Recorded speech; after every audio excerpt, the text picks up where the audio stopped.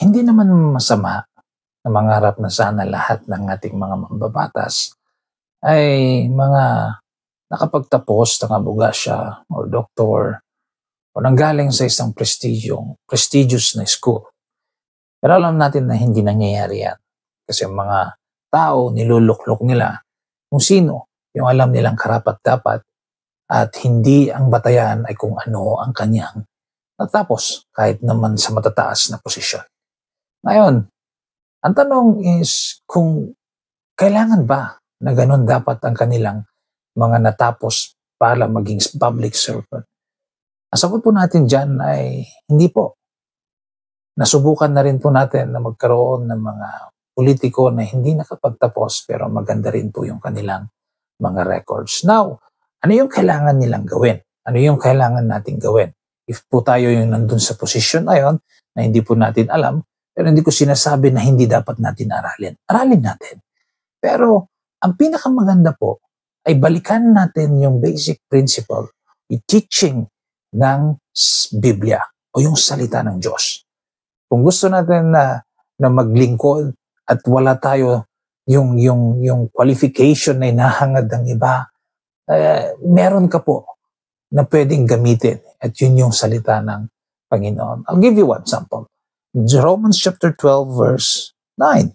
Yung sabi niya doon na love must be sincere, hate what is evil, and cling to what is good. Yan ay isang napakagandang prinsipyo na pwede mong dalhin pag ikaw ay isang namuno, pag ikaw ay isang naging leader. You know?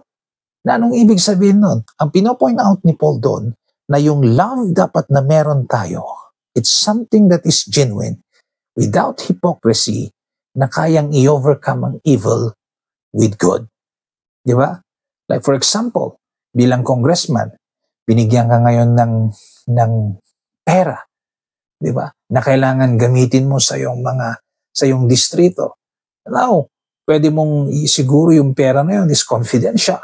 Hindi naman na kailangan unaudited pa.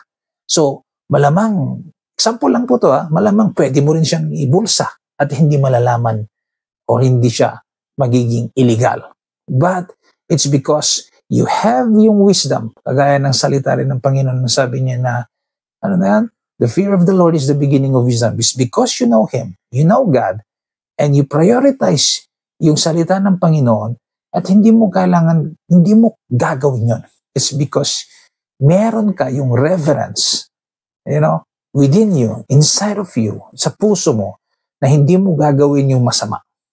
Because hate mo ang masama, ayawan mo ang masama, kung hindi, mas lalapit ka, mas gugustuhin mong gumawa ng mabuti.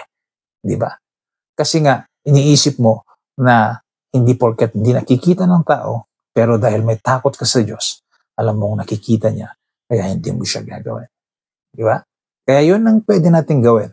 Hindi mo kailangan maging abogado or doktor whatsoever, maging isang public servant. Matuto ka lang, balikan mo lang yung basic principle, mga teaching na salita ng Diyos at magiging effective ka sa kahit anong posisyon na nasaan ka.